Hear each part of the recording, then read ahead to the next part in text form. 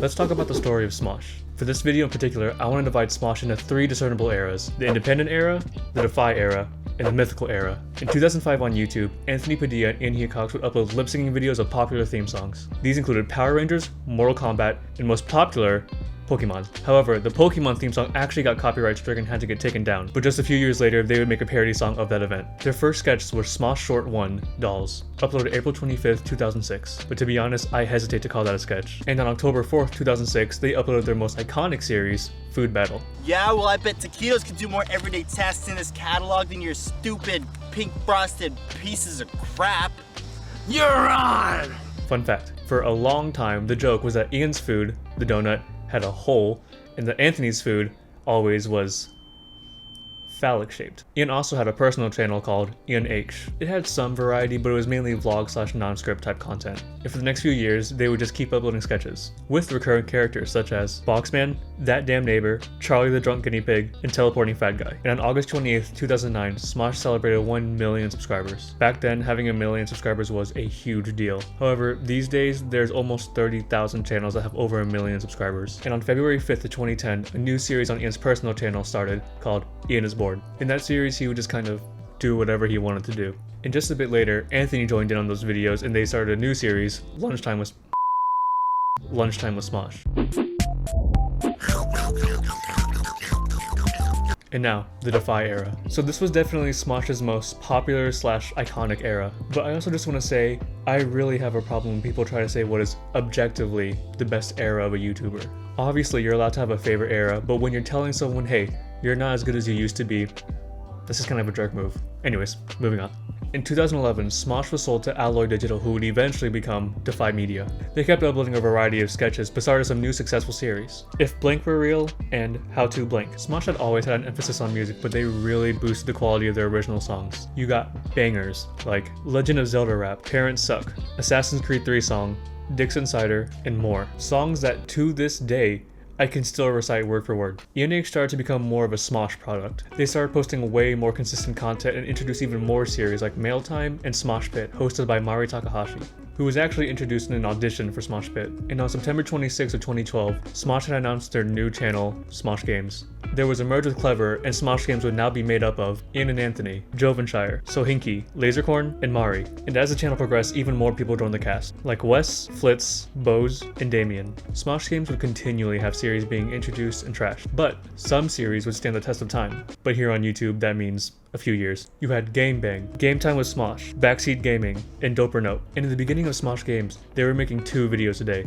That is absolutely insane. But besides Smosh Games, they also had 3 new channels: El Smosh and Smosh France, videos that were dubbed in their respective language, and Shoutout cartoons. And as the years went on, Smosh would hire some new cast members. In order of appearance, Keith League Jr., Olivia Sway, Noah Grossman, Courtney Miller, and Shane Top. These 5 would be referred to as the Smosh Squad in early years. They started appearing more and more consistently on videos, and would be properly introduced on, at this point, Smosh's second channel. The squad also started hosting their own shows on the Smosh second channel. Noah hosting Put It In My Mouth, Olivia and Courtney hosting Seriously Super Stupid Sleepover, and later on, Shane with Smosh Lab, and Keith with 1 Hour Song Machine. So, when you make a video about Smosh, there are 2 elephants that you need to address: Anthony leaving, and the Defy collapse. We'll go chronologically, and I'm going to interject as little opinion and interpretation as possible. On June 14th, 2017, it was announced that Anthony was leaving Smosh. It was a short explanation that Anthony wanted to start making content on his own, and it had nothing to do with the people at Smosh.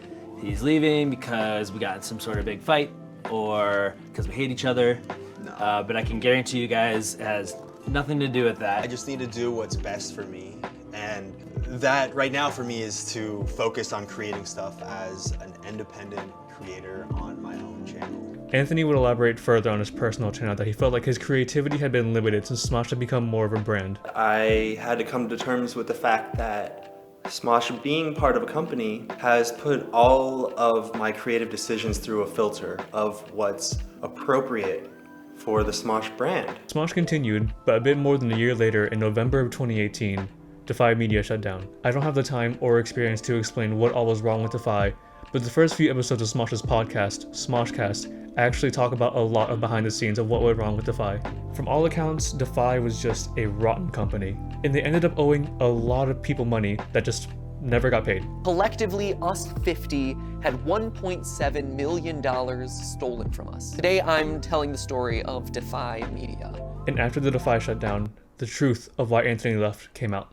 Anthony uploaded a follow-up video as to why he left. In that video, he explicitly says that the entirety of the reasoning he left was because of Defy. He said the people that joined Smosh was never the issue, but it was the lack of control he was given, despite Smosh being his own creation. My issues with Smosh and wanting to leave Smosh have never been about the people that I used to work with. It's always been about Defy. Starting and stopping shows without consulting me first, which it hurt a little bit. I created this thing with my buddy and we should kind of be consulted about these things, but it was just a company.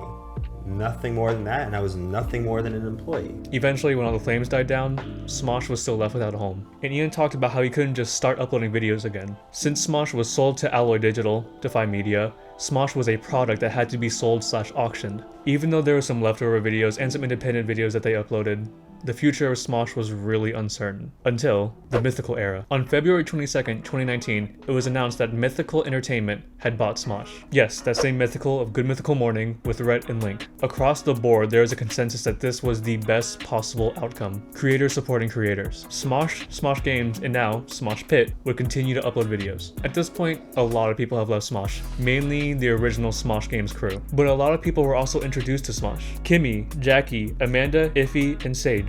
All new faces that have appeared on Smosh during this era, with the exception of Kimmy since she joined right before the Defy collapsed. At this point, the separation in the Smosh channels are arbitrary. Smosh has a lot of unscripted content, and Smosh Games has a lot of in-real-life videos. And while it's true, their viewership has dropped compared to their prime, they continue to post plenty of content that people still enjoy. Which era of Smosh are you most familiar with? Comment down below. Make sure to like and subscribe. Thank you for watching. Okay, so when I'm talking too loud like this, is it like